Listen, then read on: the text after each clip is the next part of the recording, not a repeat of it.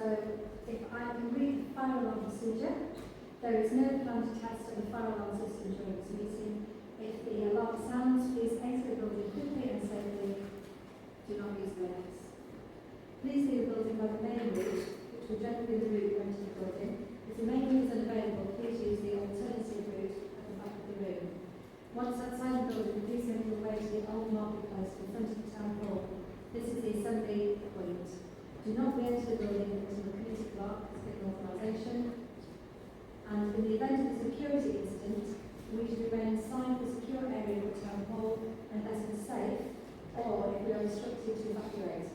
If instructed to evacuate, we will be advised to disperse and move at least 400 metres away from the building or proceed to another specified BBC premises nearby. Can I draw your attention to the notice into regarding recording and the use of social media? The Council permits audio and or visual recording and photography of Council meetings. Proceedings of this meeting may also be reported via social media. If a member of the public or press wishes to do so, could they please indicate now? No? Although everybody should be aware that the meeting is being recorded by the Council. So if we move to item 2 on the agenda, apologies for absence. Yes, thank you, Chair. Just one apology for my absence. Thank you. Item 3, declarations of interest by members and officers. Are there any declarations of interest from members?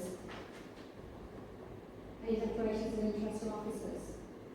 No, thank you. Then we move to item 4, minutes of the meeting held on 29th of April 2026. Can anyone agree with these were true record? Thank you, Councillor. Are there any issues anyone wants to raise from the minutes? So look at page 5, 6, 7, 8, 9, 10, 11, 12, and 13, and 14. No? If you look at the outstanding minutes list on pages 15 to 18, are there any issues anyone would like to raise? No? And then if we look at the forward plan on pages 19 to 30, again, are there any issues anyone would like to raise? No? So then if we move to the first report on the agenda, that's item 7A on pages 31 to 42, Councillor Scotland. Thank you, Chair. This report provides an update on our approach to managing houses of multiple occupation, HMOs, across the district. HMOs play an important role in Bassetlaw's housing market. They offer one of the few generally affordable options for a wide range of residents, including young professionals, students, and those on low incomes or in housing need. However, we also recognise that a high concentration of HMOs in certain areas can create challenges. These include pressure on parking, waste management, noise, and loss of family housing, and the impact on the overall character and cohesion of the neighbourhoods. At present, national planning rules allow small HMOs, those of 3 to 6 occupants, to be created without planning permission. This has contributed to a growth in some parts of the district, particularly outside the existing Article 4 direction area in Worksop. Following full council's request in July 2025, officers undertake significant work to better understand this issue. We have built a robust evidence base using GIS mapping, council data, and an independent HMO study completed in 2025. This work shows a clear cluster of HMOs in specific locations, particularly around Worksop Central and Retford Station. Importantly, the evidence confirmed both sides of the picture. HMOs are essential to meeting housing needs, but their growth must be carefully managed where it's a risk to harming local amenities. On this basis, a targeted, proportionate approach is proposed. This includes reviewing our existing Article 4 direction in Worksop and introducing a new one in the Retford Station area. These directions would not ban HMOs, but they would require planning permission for the small new HMOs, giving the council greater control over their location and quality. Alongside this, we have strengthened our planning framework, the adoption of HMO supplemental planning documents, and the Bassetlaw design guide ensures that issues such as design, amenities, parking and waste are properly considered in all areas across the district. This combined approach, evidence-led, targeted and supported by strong planning guidance, allows us to strike the right balance, supporting across the affordable housing while protecting the character and well-being of our communities. In conclusion, the report asks Cabinet to note the progress made. Discussions on the proposal Article 4 Directive will take place at Planning Committee, supported by this evidence. Thank you, Chair. Thank you, Councillor Scott. Are there any questions or comments?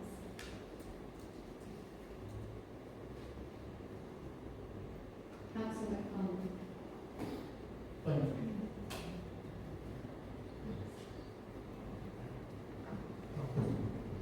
Thank you.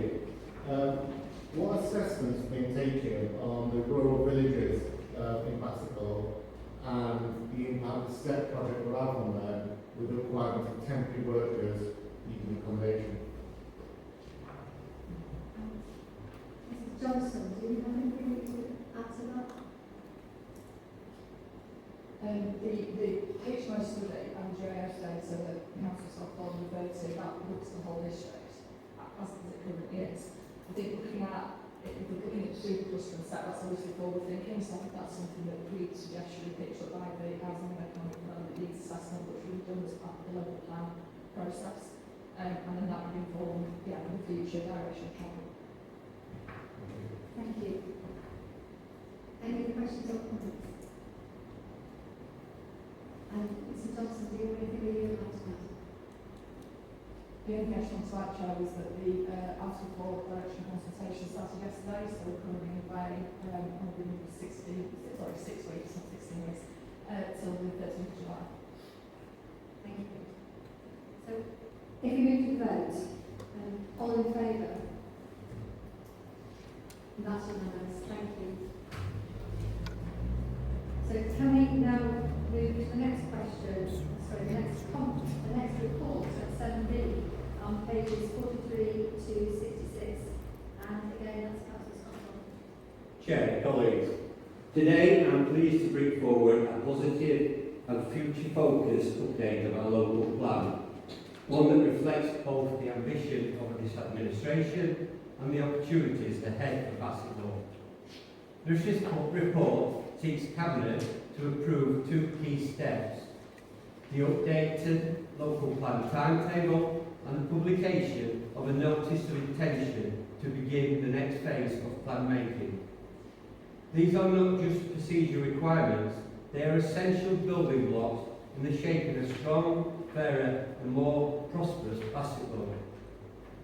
Over the past year, the government has introduced significant reforms to the planning system.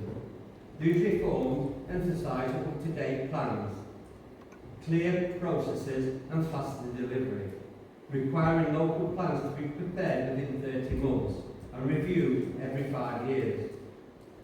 By updating our timetables now and starting early, we are ensuring that Bassetlaw remains in control of its development, avoiding gaps that could invite speculative and unplanned growth. But more importantly, this is about taking control of our future. We are at a pivotal moment.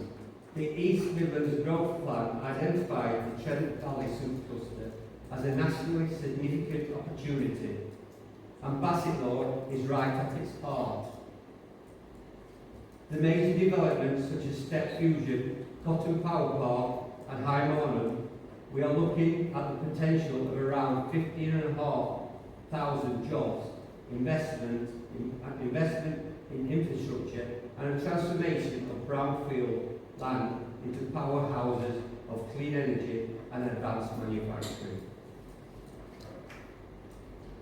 This is exactly the kind of opportunity Labour stands for: good jobs, green growth and long-term investment in our communities. Our local plan will play a crucial role in making sure these opportunities benefit local people. It will ensure that growth is properly planned, that infrastructure keeps pace, and that we deliver not just economic success, but social value, better education, skills, housing and healthier communities. Crucially, we are putting people at the centre of this process. Through initiatives like Know Your Place, Trent Valley, we will ensure that residents, parish council and stakeholders have a real voice from the very beginning. This isn't development done to communities, it's something shaped with them. The steps we are taking today also ensure that we meet national requirements to unlock over £100,000 of government funding to support our work. Failing to act would risk losing that funding and weaken our ability to influence once-in-a-generation change. Colleagues, this is about responsible leadership. It's about planning ahead, working with our regional partners and making sure Bassetlaw doesn't just respond to change, it leads it. So I ask Cabinet to support the recommendations, approve the update timetable, agree to publish the notice of intent, endorse our approach to engagement and follow and allow the flexible need to keep this work moving forward. Together, we can deliver a local plan that reflects Labour's values, fairness, opportunity and sustainability, and secures a brighter future for all our communities. Thank you, Chair. Thank you, Councillor Scotland. Ms Thompson, do you have anything to add? Ms Chair, I have any questions. Thank you. Are there any questions or comments? No? Councillor McFarlane. Thank you. Just in the LGR, it says here the final decision was made by full council. Does this transfer to the new local authority, or will they have to start again? Sorry, does this what transfer? Once the unitary authority is in place, it'll be up to them to vote on the final report. Will we have to restart LGR to roll on to the new council? As I understand it, we will still be sovereign council, even during the year between our council ending and you starting. So we will still be sovereign council and we will still be taking this plan forward. Chair, so to move the planning authority until 31st March 2028, and the timetable to indicate that no intent of the planning authority to Secretary of State by then. So any decision will then be made after that will this council will make decisions to submit to the Secretary of State. That's if the timetable is kept to, that's when the last plan wasn't. Well, Councillor McFarlane, I don't think we can plan to fail when the plan is succeeded. Any questions or comments? Councillor Scotland. Chair, I'd just like to thank Karen and the team for looking at the budget reports. It has been long enough and it will be a lot of work taking forward. Thank you. Thank you, Councillor Scotland. I'm sure the entire Cabinet agrees with that. I'd just like to say that some of the things that you said I endorse completely, Councillor Scotland, because this plan needs to be reviewed, because if it runs out, then nothing will stop speculative development. We will be moving to be with a total of 5 councils. Some of them are not as far forward as we are in terms of having a plan, and I wouldn't want to see Bassetlaw become the recipient of lots of housing that we wouldn't want, merely because we allowed our local plan to fail and to run out of time. So this council won't do that, and it will mean that we continue to take leadership, take charge, and make sure that people of Bassetlaw are protected. Any other questions or comments? No? So the recommendations are on page 49, 6.1 to 6.4. All in favour? And that's unanimous. Thank you. So if we move now to if we move to page 67 to 86, this is the report from Paramount Neighbourhood Council Report. Thank you, Chair. This is the infrastructure strategy. I think Peter came up with this word. Probably reading that dictionary by sure. This report introduces the draft liquor bin infrastructure strategy and seeks your approval to refer it to full council for adoption. At its core, the strategy is about something very simple but very important: keeping Bassetlaw clean, attractive and welcoming for residents, businesses and visitors. Clean public spaces are fundamental to community pride, well-being and how safe people feel in their neighbourhoods. We already invest significantly in this area. The council spends around £1 million each year on street cleansing, with 30 staff, 10 vehicles and over 70,000 hours of work annually dedicated to keeping the district clean. However, what we currently lack is a clear, consistent framework for litter bin provision. As you're probably aware, Chair, over time, bin numbers and locations have grown in an uncoordinated way. This has made it hard to deliver an efficient, high-quality service and to ensure bins are located where they are genuinely needed.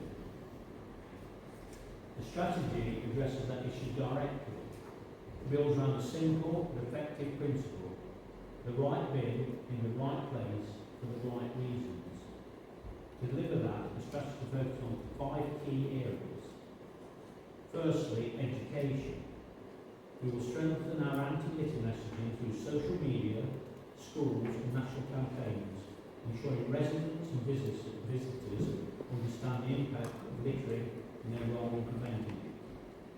Secondly, community engagement. We want to build on the excellent work already happening across Bassetlaw by supporting volunteers, community groups and businesses to take pride in the local area and playing an active role in keeping them clean. Thirdly, review. We will carry out a comprehensive audit of all litter bins across the district to assess their usage, condition and location. This will allow us to identify gaps, remove duplication and introduce a rolling replacement programme. We will also explore opportunities such as smart bins to improve efficiency. Fourthly, infrastructure. So we've got infrastructure and infrastructure. This is about ensuring that our bin provision is fit for purpose, well maintained and supported by effective collection schedules. We'll also look at the new developments and developments and businesses, particularly those generating high volumes of waste, and how they can contribute to bin provision and upkeep. Finally, Chair, enforcement. Education alone is not enough. We will continue to take a zero-tolerance approach to littering, fly tipping and dog fouling, using fit penalty notices for prosecution where appropriate, and importantly, making enforcement visible to strengthen its deterrent effect. Importantly, this strategy is designed to improve outcomes within existing resources, about working smarter, using data, targeting effort where it is most needed, and ensuring value for money for our residents. It should also be noted the strategy requires the completion of an equality impact assessment for changes to litter bin provisions in any given area. And I think it's important, it requires local ward members to be involved. In summary, The strategy provides a clear, structured approach to managing native vision across the district. It supports our wider ambition for cleaner neighbourhoods, aligns with our corporate priorities, and places the community at the heart of the solution. I therefore ask members to support the recommendation to refer the infrastructure strategy to full council. Thank you, Chair. Thank you, Councillor Cook. Mr Clark, do you have anything to add? Nothing to add, Chair, but happy to answer any questions on that report. Thank you. Are there any questions or comments? Councillor Clark. Thank you. Looking at the criteria for assessing new recipients and thinking of my own rural villages, there is no way a rural village would ever meet the score criteria to actually get a bins installed. It seems very weighted in favour of our towns rather than villages. Is there a way of looking at that and putting in another criteria for rural villages where they might not have the proximity to schools or takeaway shops, but there is an issue with litter that maybe gets covered up as parish councils arrange on litter days, but they're still using volunteers and that could be a real issue.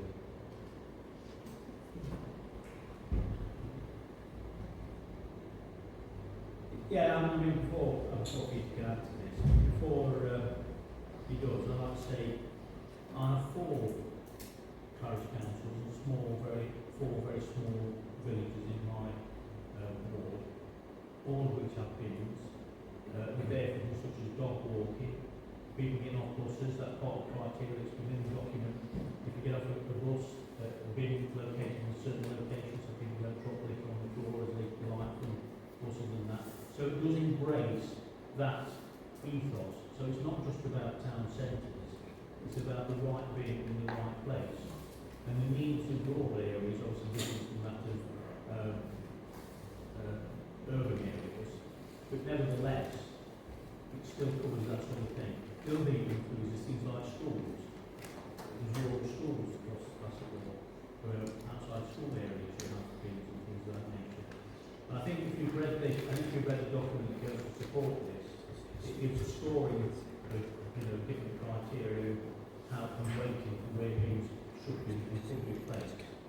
So I think what you're asking for is part of the stuff you already covers, and hopefully, when it's introduced, then it can refer to ensure that all residents receive the right services in the right place.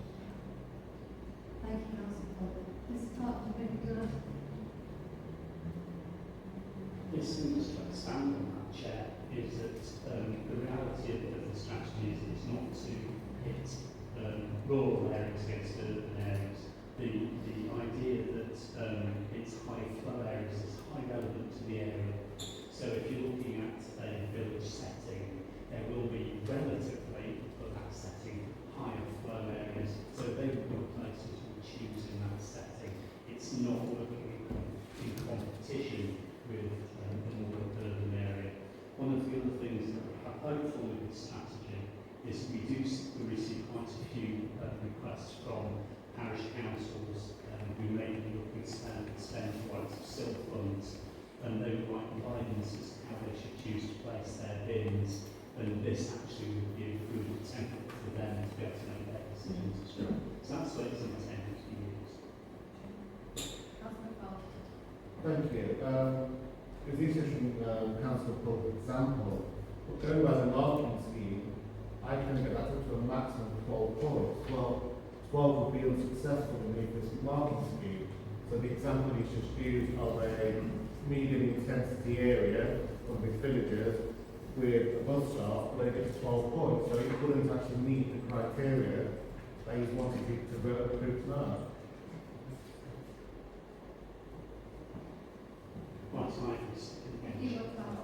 So in a rural setting, the scenario you just described, you'd say, well, where should this going to come from?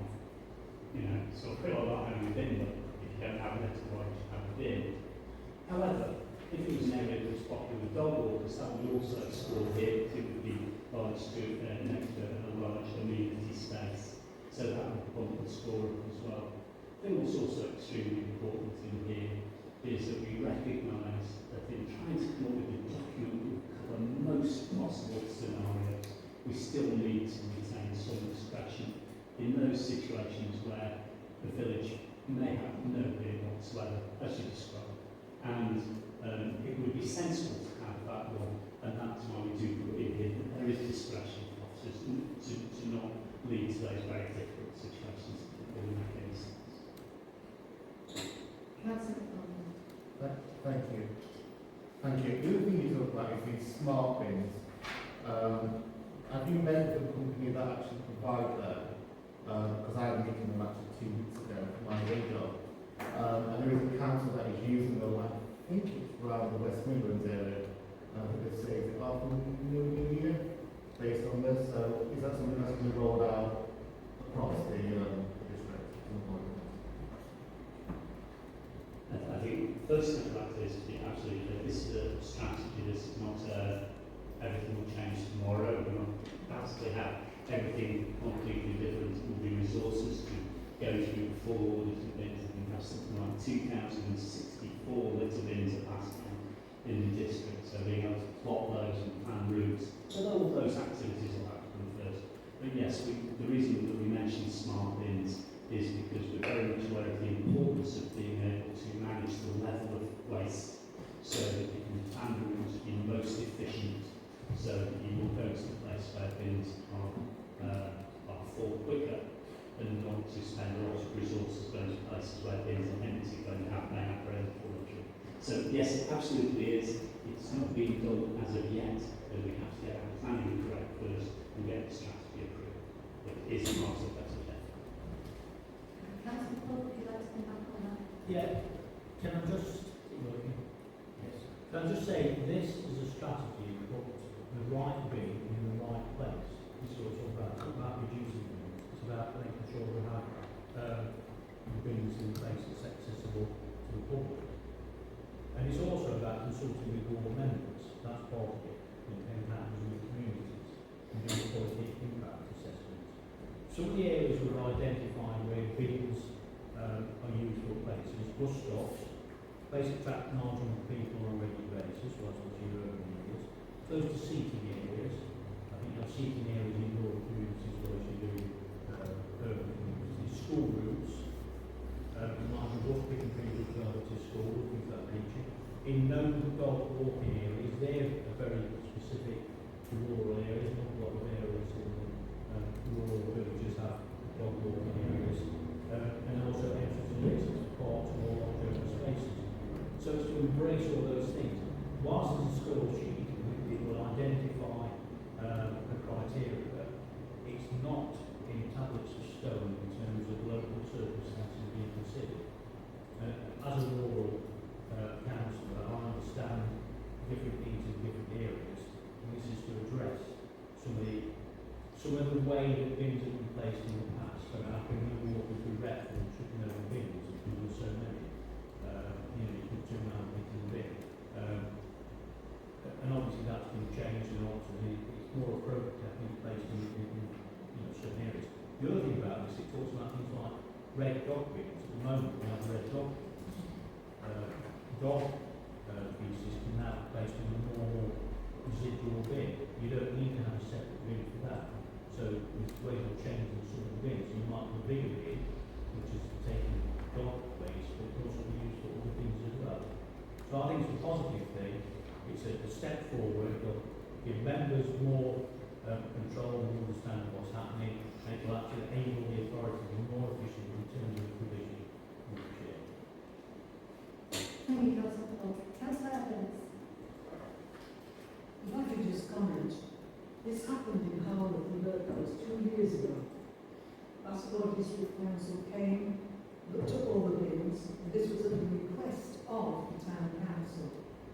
The result was, and I have no idea which zone we would fall into, by the way, nor do I particularly care. What I do know, that the remit was place the bins where they were most needed. And it was a success, it remains a success, people are happy with no complaints, and I'd like to say thank you very much, Mr. Clark, to you and the team. Hope that reassures everybody. Thank you, Councillor Evans. Any more questions or comments on this item? No? So I think we're looking at a strategy that means that we only put our bins as planned and targeted rather than ad hoc as it is in some places now. And I think we've been reassured that we'll be discussion with local members when bins are recited and moved wherever. So can we, in the absence of any other questions or comments, can we go to recommendation on page 71, 6.1? All in favour? And that's unanimous. Thank you. And then if we go to item 9A, that's the report of the County Government and Housing Estates, Councillor Schuler. Thank you, Chair. The purpose of this report is to inform Cabinet of the results of the term satisfaction measures carried out in 25-26 and to seek approval to undertake focus groups with tenants in order to gain a greater understanding of their responses to drive further service improvement. The Regulator of Social Housing requires all social housing providers to collect tenant satisfaction measures data annually as part of the transparency, influence and accountability standard within consumer standards. This data must be submitted to the ISH by the 30th of June in each and every year. The tenant satisfaction measures comprise 22 individual measures, of which 10 are performance measures and 12 are perception measures. Bassetlaw District Council appointed IFF Research to undertake a fieldwork in respect of the tenant satisfaction perception measures on a rolling basis throughout the year. During 25-26, IFF Research carried out 717 surveys over the year as per the regulator for social housing recommended sample size. Table 1 shows how the representative sample is broken down against the population demographics. As face-to-face and telephone surveys tend to result in higher levels of satisfaction being expressed than when other methods are used in 2024-25. It was decided that 90% of tenant perception measures will be gathered using telephone surveys and 10% using an online survey. The 25-26, 80% of the surveys have been carried out by a telephone and 20% by an online email. It is not proposed to make any further amendments to this methodology in the collection of TSMs in 26-27. Where a tenant responds that they are neither satisfied nor dissatisfied, these responses are not included in the figures used to calculate TSM. The headline results of the core benchmarking questions compared against 24-25 and 23-24 in the satisfaction measures are provided in Table 2 and the full detailed report is attached in Appendix 1. In addition to the tenant perception surveys, the TSM included key management performance measures. The key results can be seen at Table 3. Whilst there has been a decrease across all of the TSM measures, perception measures, Bassetlaw District Council scores in the medium or top quartile across all of the TSM measures nationally. The housing service also carried out transactional service-specific satisfaction service and 4 S's in a row, I think, of tenants who have directly received a service. This survey shows high levels of satisfaction with the services provided and can be seen at Table 4. In 26-27, 2 additional transactional surveys have been commissioned to include satisfaction with complaint handling and satisfaction with handling of antisocial behaviour.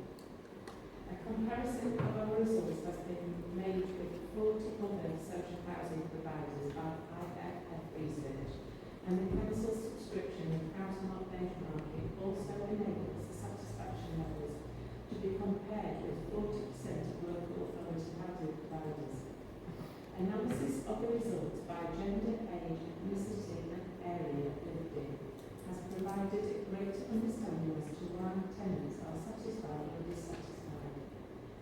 tenants aged between 26 and 59 tend to have lower levels of dissatisfaction in most categories or register either satisfied or dissatisfied response, which is not counted in the TSM results. Across the full range of TSM, between 2% and 18% of respondents are answering that they are neither satisfied nor dissatisfied, with larger proportions of respondents choosing to answer neutrally in respect of customer engagement questions and in respect of the neighbourhood management questions, which may be as a result of respondents not utilising those services during the year or living in areas where there are communal areas. Similar responses are seen nationally in respect of these questions. Work has been taking place to understand why there is dissatisfaction and has identified that some respondents are expressing dissatisfaction with the council. As a landlord, despite neither having reported or had a recent repair carried out or having submitted a formal complaint. In addition, respondents who are dissatisfied with other district council services or county council services are expressing dissatisfaction with the council as a landlord, e.g. in respect of council tax, waste collection or the condition of highways. It is recommended that during 26-27, in addition to the rolling monthly survey, IFF research are asked to carry out 3 virtual focus groups in respect of repairs, neighbourhoods and customer engagement, with respondents to answer the reasons for their satisfaction or dissatisfaction, or why they are responding either satisfied or dissatisfied. This greater insight will enable the service to utilise the responses that are currently excluded from the results.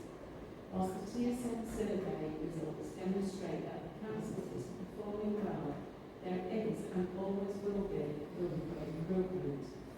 Key takeouts and areas identified for improvements are set out in paragraph 3.13. They have been included in the service and transmitting plans for 26-27. A contract to undertake tenant satisfaction measures on behalf of the council is in place until the end of 26-27. This survey and associated costs with the introduction of focus groups, which will see an additional 10,500 are being met by the housing revenue account and can be contained within existing budgets. The results of the TSM's 25-26 attached to Appendix 2 will be published on the Council's website in accordance with the recommendations once they have been submitted to the Regulator for Social Housing by the 30th of June 26. They will also be included in the annual report to tenants, which will be reported to Cabinet in July 26 and will then be distributed to all tenants. The recommendations are at 6.1 to 6.3. Thank you. Thank you, Councillor Stewart. Mrs. Craig, do you have anything to add? Just one thing to add, thank you, Chair.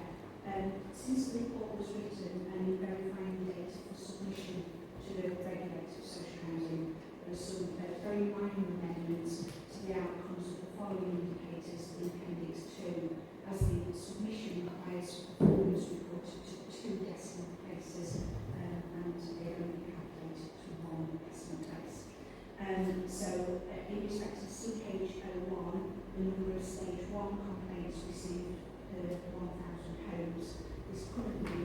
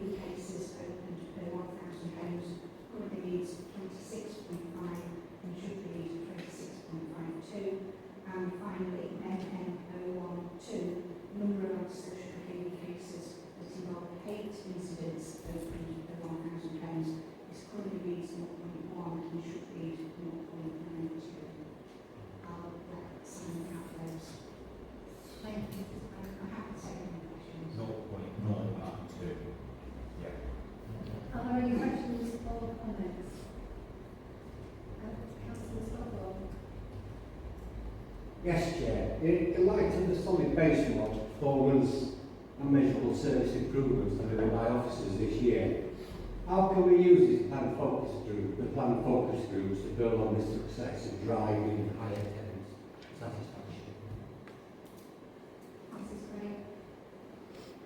So what we wanted to understand is more detail as to why someone is satisfied or dissatisfied. Because the survey that's undertaken as it is a quantitative survey. So a respondent doesn't have to give us any reason during that survey as to why they're satisfied or dissatisfied. So what we wanted some qualitative data to go with the figures so we can look at making further service improvements. And also, because of the large percentages of respondents taking the neutral ground, the neither satisfied or dissatisfied, we're losing up to 80% of respondents who may be satisfied or dissatisfied. We can't do anything with that data because it's excluded. So we're wanting that more qualitative data to inform those service improvements from a wider group of tenants that we don't necessarily engage with because these tenants are randomly selected and aren't our engaged tenants that we talk to on a regular basis.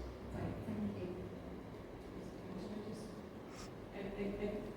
To add to that, the richness of the data we get in the conversation actually builds the picture and from a firmer base, basically. So we get a lot more from the conversations that you have with the tenants, because we see that already in the tenant engagement fields that we have, such as the repairs policy. We get a really good sound breadth of knowledge and understanding and ideas that come forward from our tenants. So a conversation can quickly spark off to other areas to give us other pieces to look at as well. So.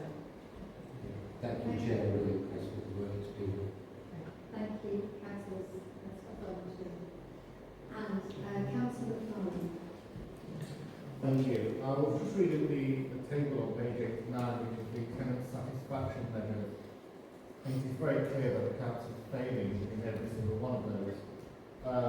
Especially when you compare the 23 figures to 25 figures, you're looking at 10% drop, 7, 10, 7, 9, 6, 14, 16 and 8. It is clearly an area where this council is failing. What is the council going to do to make sure next year that there isn't another drop in those figures? Councillor Shearer first and Mrs. Gray. I'm sorry, Councillor Farmer, did you not hear what we just talked about, focus groups? Because that will broaden the amount of recipients that we can include within our measures, and that will actually provide. Go on then. Well, I'm talking about what's the council going to do to change am I not policy. explaining to you? You're talking about Am I not getting... explaining to you? If we can just... You're going to get more data. The issue isn't the amount of data, it's the outcome of the data. Councillor Fowler, if you could let Councillor Shearer explain, Yes. and then Mrs. Craig will answer it. And you have been told quite clearly that the respondents who say they are neither satisfied nor dissatisfied are taken out of the equation, which skews the figures, and therefore, with some clear focus groups and some conversations with our tenants, we can dig deeper into what they are satisfied or dissatisfied about, and we can build an action plan and move forward. If we just let Mrs. Craig answer your question, and then you might not need to ask it again. So I think firstly it's important to recognise that these are perception surveys of 771 tenants, which, whilst that's a statistically robust sample in accordance with the regulators' social housing guidance, it is someone's perception.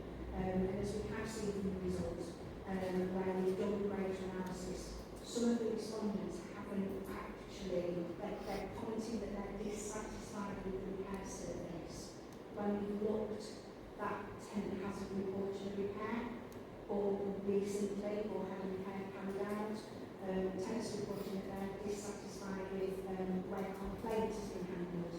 They haven't reported a formal complaint.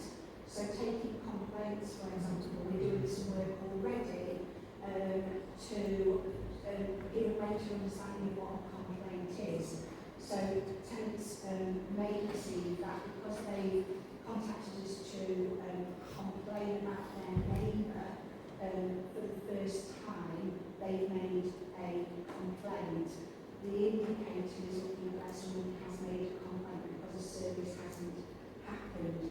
So if they've reported a complaint about their neighbour playing loud music, for example, and we haven't done anything, or we've not responded in accordance with our policies, and then they complain that we've not done anything, that's a complaint. But to ring up and say my neighbour's playing loud music for the first time is a service request.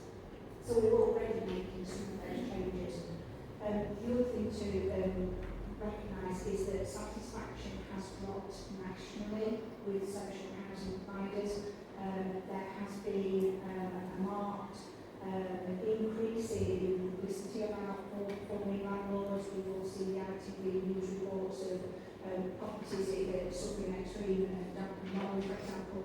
So nationally, all housing providers have seen a reduction in their performance. And whilst there has been a drop, and I do acknowledge that there has been a drop consistently year on year, we've changed the methodology. So in year one, all of those surveys were telephone surveys, so the conversation that Councillor Schuler was just referring to took place in year one. We then introduced online surveys because we recognise that it's far easier to express dissatisfaction when you're completing a form rather than having a conversation with someone, whether that's face-to-face or over the telephone. And we increased that online base again this year in 25-26. But our results, when benchmarked, whilst they decreased, are still in the middle quartile or upper quartile nationally with the providers that we've benchmarked against. So whilst there has been that drop in satisfaction, we are still comparing favourably with other housing providers across the country. Thank you, that's great. Please come back, Councillor Connor. I do, because the flaws in the methodology that you just mentioned means this entire report is worthless. Like, surely the first question would be, have you reported antisocial behaviour? If the answer is no, why would you then proceed to ask them whether or not they're happy or dissatisfied with something they said they haven't had an issue with? So it does make the entire report flawed that the data is just as reliable then. So the survey is a set survey set by the regulator of social housing. We don't set the questions. All housing providers have to ask exactly the same questions in exactly the same format. So our data can be compared with other local authorities and other housing providers. I do recognise that. Other local authorities, I see, but when you go through the survey, if you click no to one of the questions, it automatically skips the satisfaction question because you cannot get that data in if they Councillor want to Connor, know. I hear what you're saying. The problem here is that we have a set of questions that we have no control over, and a way of asking them that we have no control over. I recognise that you might make a very good point, but I think it's a housing regulator you need to take that up with. It's nothing that we can do here in Bassetlaw to change that. Well, once the data's in, you can exclude it because you've got the answer. Anyone who puts no, we have to do that service, you exclude their data from the network. We're not allowed to do that. We have to do, it might be quite simple, but it's the housing regulator that we need to take that up with. Bassetlaw District Council have to use this information in the way that we're Well, told. that doesn't change how you report the data because you could easily report overall satisfaction when you search for the landlord. People who have clicked yes of that data, people who know the other data, and then the average. So it can be done with data When from so that. simple, we We have to report what we find, what respondents give to us. We can't just manipulate the data to make it look It's better. not manipulating it, presenting it in a way that is accurate. Okay, I You've been think manipulating the data. Councillor Schuler, Councillor Connor, I